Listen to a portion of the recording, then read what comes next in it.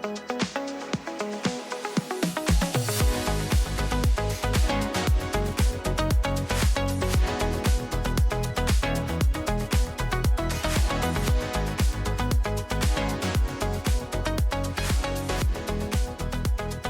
everyone. In this podcast episode, my guest is Dr. Martin Kassir, an executive committee member of the International Society of Dermatology. He will share his thoughts about the ISD, and we will discuss about new developments in the society. But first, let me briefly introduce Dr. Martin Kassir. He is a true global citizen, representing 3 continents, born in London, raised in Iran, and emigrated to the United States as a young child. Dr. Kassir's academic journey took him into the College of University of Texas, followed by medical school in Dallas. He completed his first residency in internal medicine, where he also worked as an assistant professor for 3 years. Later, he pursued a second residency in dermatology in Kansas City. His primary interest lies in the connection between internal medicine and dermatology that he refers usually to as a skinternal medicine.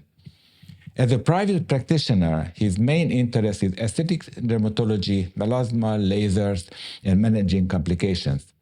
He also serves as the core faculty and director of aesthetic dermatology for the Granbury Dermatology Residency Program. Dr. Kassir's dedication to the International Society of Dermatology spans over 23 years, including 12 years at the board of directors. Currently, he serves as a treasurer. He is the first mentor of the ISD Mentorship Program, guiding countless mentees globally, and he is the founding chair of the Global Outreach Task Force. Martin, your dedication to the education, innovation, and global health is an inspiration to many young dermatologists. It's a privilege to have you with us today. So, Martin, this introduction was really long because you were working a lot for the society. What is the main inspiration for you? Why did you join to the ISD? And the 23 years is really something. And you are still on the board. And what was your motivation? So first of all, thank you so much for that introduction. It's a pleasure to be on this podcast and in a way, represent the ISD. It's really simple. You said my background. I've been in different places with much different cultures and opportunities. And now where my home is in Dallas, Texas, it's basically in my mind not fair when it comes to skincare and dermatology. Somebody in Dallas gets better skincare than somebody in Ouagadougou or Colombo or Vientiane or Vanuatu. So my motivation comes from sort of trying to even the playing field and try to deliver good skincare and skin health to everyone all over the world. And all these activities that you mentioned that I was privileged to be a part of, basically the root cause and the root motivation is that. Yeah, it is really great. And can you tell us a few words about the mentorship program? Because I think that this is probably one of the most important duty of the society. Yeah, I think it's probably the crown jewel of our society. So the whole concept is the brains are equally distributed in the world. We all know that. So the difference between somebody like me in the US and you in Hungary and someone, let's say, in sub-Saharan Africa is just simply opportunity. So we want to find these great minds that want to serve their countries, but don't have the opportunity wherever they are to become experts and leaders in their field. So we have a group of amazing dermatologists worldwide together in Europe, in North America, in South America, in East Asia, and in South Asia who are experts in their field, whether it's psoriasis, whether it's lasers, whether it's pigmented lesions, whether it's biologics, whether it's pediatric dermatology, and so forth. So we find people, and again, I consider them brilliant minds all over the world who are young, who are energetic, who have ambition, and we match them through the ISD's mentorship program with these experts. So they sort of fill voids in their training. Maybe somebody didn't have access to biologics in a sub-Saharan country and goes and learns and now brings these to their country and brings this care for their patients. And it's not just mentee mentor. They get, I know when they come to me, all my connections to industry, my connections to someone like you and the journal. So we're basically facilitators for education, for connection, and for bringing better health and skincare to the region through these applicants.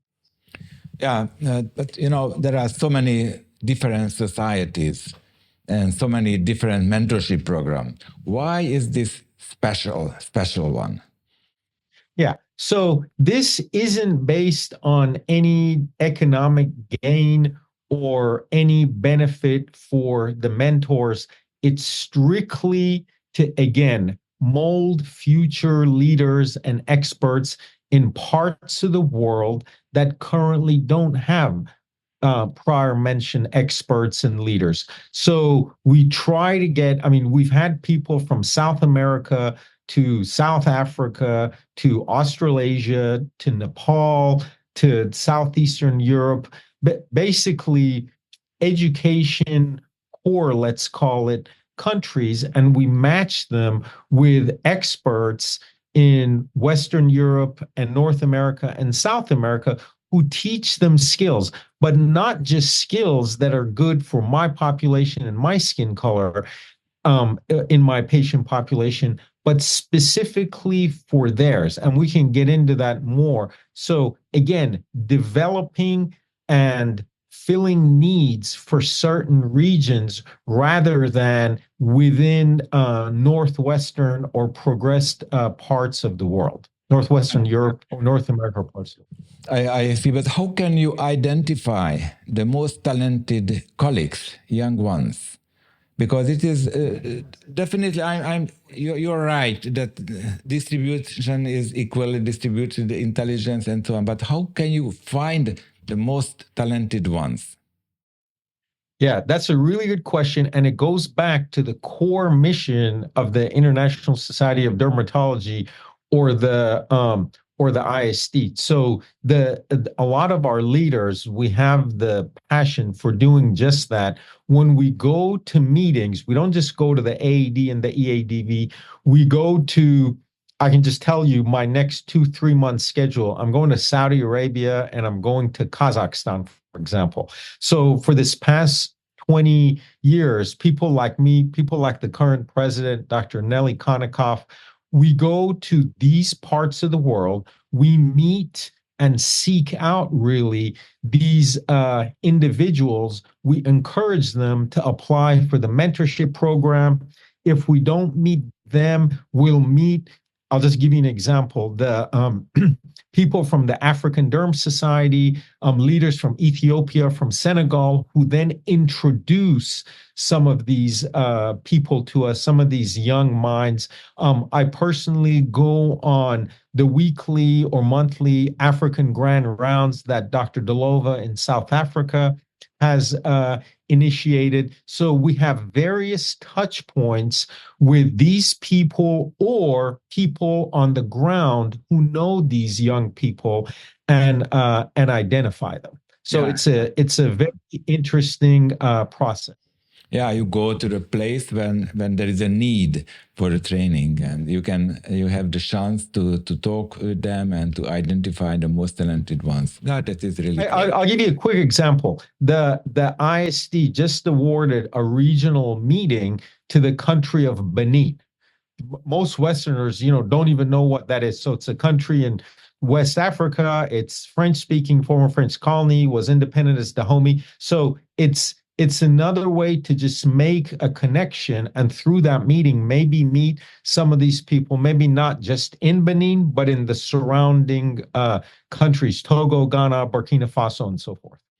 Yeah, you have had probably the most mentees and you were the mentor for the most mentees. But can you recall who was the best one from the mentees you trained? So I don't know if I can you had many. I know you had many. They're the best one, but I'll tell you the most interesting one. So I'll just throw out a name. The very first one was Dr. Anuj Paul. He's in the outskirts of Delhi. He was Indian, and I'm so proud of him. He came in February of 2007, and now 18 years later, he's also a mentor in the ISD program. So this is great. That's really amazing. And he came, we learned a lot from each other. I was giving him a ride home every day because he didn't have a car or money for transportation. So I really learned where some of these people come from. And so over the years, we also learned from the mentee. So my own personal mentorship has evolved over time to serve these mentees better. But yeah, he's probably the most interesting one because he was the first one and he opened the door for everyone else. Yeah, that's really a very nice situation, and of course, as a mentor, he will continue this mentorship program by inviting again younger ones, and I think it's really great. Can you tell us a few more things about the novelties, about the news at the ISD? Well, are there any new initiatives in the society? Yes, absolutely. So in this past 4 years within the current EC, we've actually achieved a lot. We've overhauled our banking and financial organization. We have a great policy. We have investments. From a financial point of view, I think we're going to have our most successful ICD ever that's coming up in Rome. I'll get a plug-in for that now, June 18th to the 21st, just in case anyone is still not registered. During this term, our global outreach task force that I'm very proud of initiated the first resident. So we identified someone from the country of Eswatini, formerly called Swaziland, and we've financed him to go to South Africa and do a residency. So he's in his second year now. That initiative is off the ground, and he'll go back and be only the second dermatologist in his country of Eswatini. We are looking to do that in French-speaking West Africa also.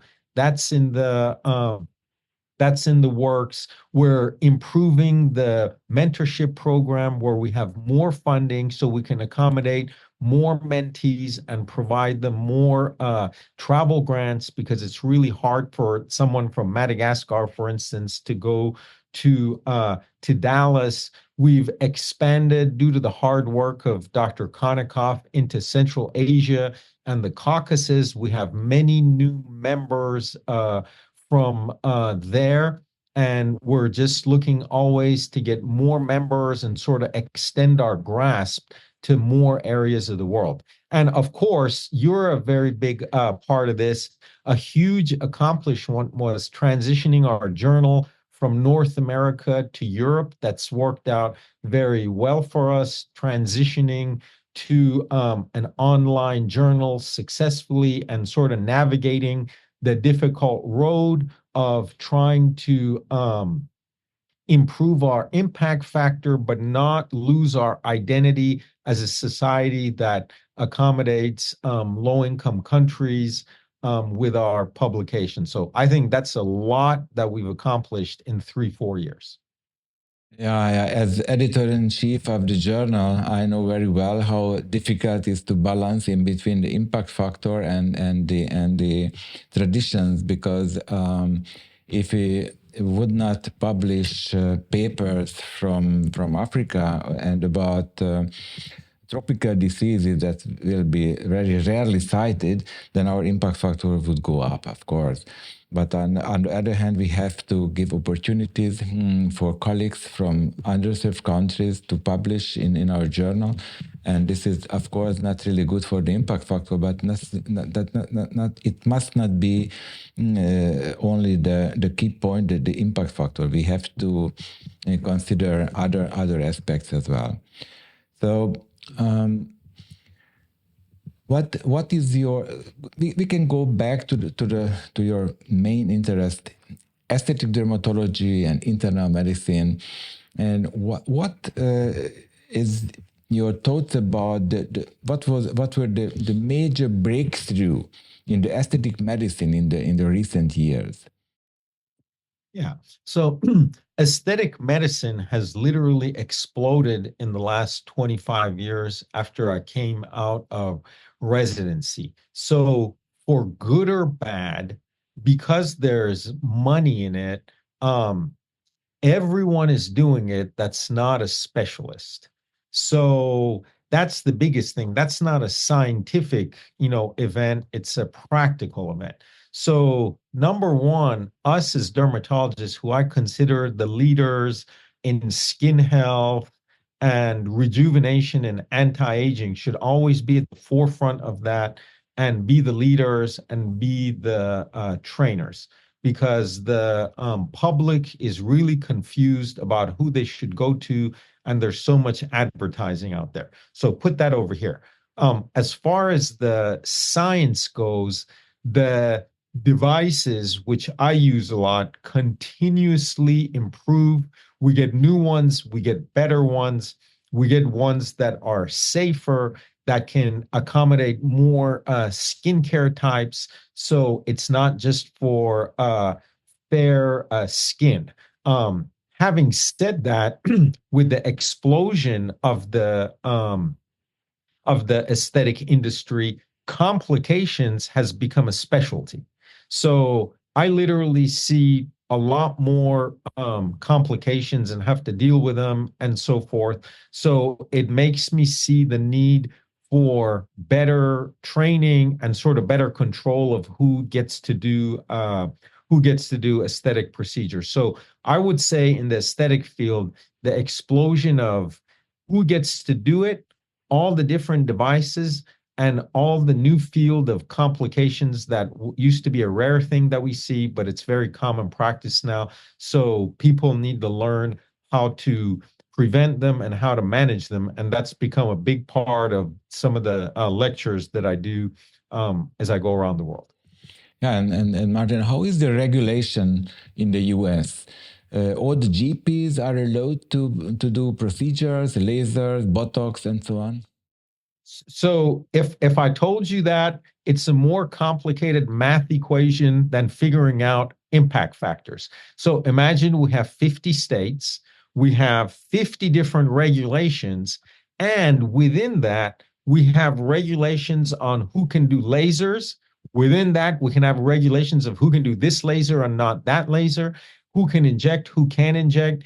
In some states, dentists cannot inject Botox, but estheticians can. In some states, cosmetologists can do laser hair removal, but nurses can't. In some states, a doctor has to be on site for it to happen.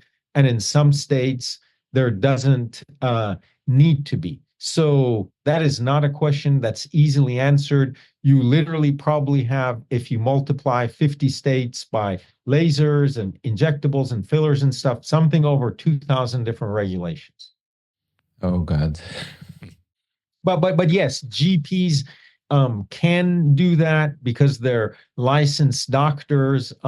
Unfortunately, requirements, which is the key question, and training differs in different states. In Texas, that I'm sitting in front of you now, to do laser hair removal, you have to take a 40-hour course and pass it. Forget about the quality of the course for a second. But if you want to do IPLs or tattoo removal lasers, there might not be any regulations. Oh, so it means that in most of the states, if you have a GP, if you are a GP, you can do probably maybe some 40 hours training, but you can do everything. Yeah.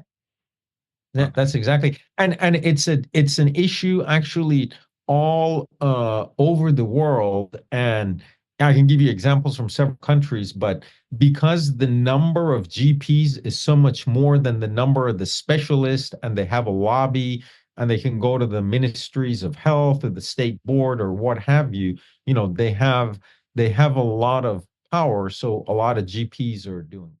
Well, and what if some kind of side effects occurs? Can they provide service for that? This is your specialty, how to deal with the side effects. So, unfortunately, it's my opinion, they're not as versed in dealing with complications as dermatologists are. So sometimes they refer them to specialists, and sometimes they don't, and the patient misses the window during which he or she can be saved, or the complication can be managed properly, and that's really unfortunate. And I'd like to get this out there for everyone that thinks about doing new procedures. The ability to perform a procedure should not be the factor that allows someone to do it. Rather, the ability and the thought process to manage a complication, because we all get complications. No one does not get complications, right? If you don't get complications, you're not doing enough procedures. The ability to recognize quickly and manage complications should be the measure by which someone decides to perform a procedure. Yeah, I completely agree. We in Hungary, we are struggling with the same problem right now. Who is allowed to do that and who is not allowed to do that? But it is really difficult. Although Hungary is a small country, but still we have many different opinions on that. And to conclude, it is really difficult. So. At the end of our discussion, could you tell us a few words about your hobby? I know very well what is your hobby, actually, but So I'm just interested from or by people from all over the world. I love to know about different countries. I love to know about different cities. I love to know about different people. I actually embrace what makes everyone different, whether it's languages or their culture or their history. And sort of that comes out in my hobbies, which is traveling, seeing different parts of the world, history, numismatics, or the collection and study of coins and so forth. I just learn about different people and cultures by these methods, and I think that's very interesting. yeah, I know we were discussing a lot about history, and even I have learned a lot from you about Hungarian history and football. So, Well, I mean, it's so interesting. Just for coins in the 20th century, first you were Austro-Hungary, so you had kreuzers. Then you became Hungary after World War I. You had pengos. Then you had forints after World War II that you still have, and you might get into the EU and have euros and stuff. So that little thing sort of has a string of history over 100 years about a particular country. yeah, Martin, thank you very much for joining us today. And I wish you a very nice sunny day in Texas for today. Yeah, same thing for you in Szeged, and I look forward to seeing you in Rome very soon. Yeah. Okay. Thank you. Bye-bye. Take care, everybody. See you in Rome, hopefully. Bye-bye. See you, Rome. Bye.